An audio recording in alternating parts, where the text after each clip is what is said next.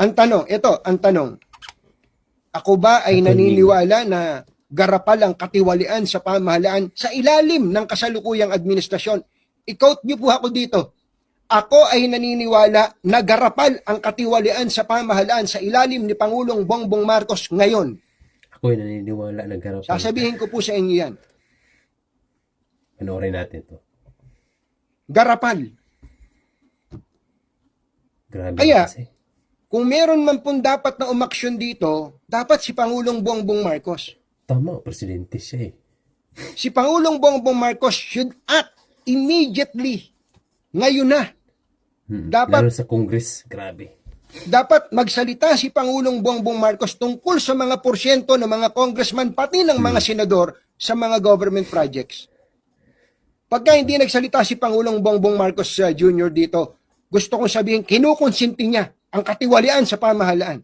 Pero ngayon po, garapal po ang katiwalian sa pamahalaan.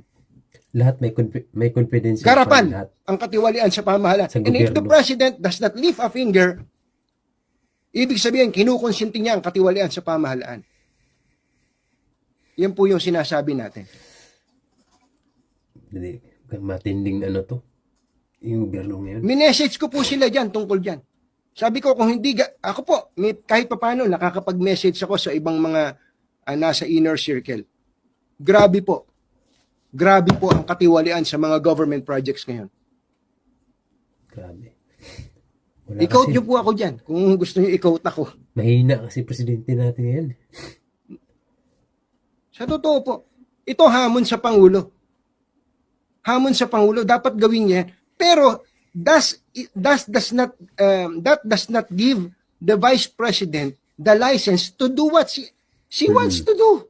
Yung mga pinagsasasabi niya na to, ugali ba ng nasa katinuan yan? Bangag. Ugali ba?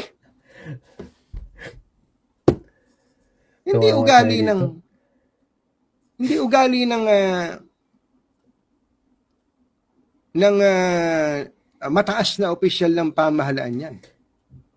Hindi nagbabasa si Bongbong. Hindi po, opo. Hindi pinag-aaralan kasi. Pansin mo pag may interview, umiiwas agad eh. Ako yun lang, ito, usapan na tong, usapang diretsahan. Tantanan nyo na yung pagbili-bili ng mga projects. Panahon pa ni, alam ni Pangulong Duterte to, panahon pa niya. Yung mga kongresista, binibenta nyo yung mga projects. At nagpatuloy ito ngayon. Pagka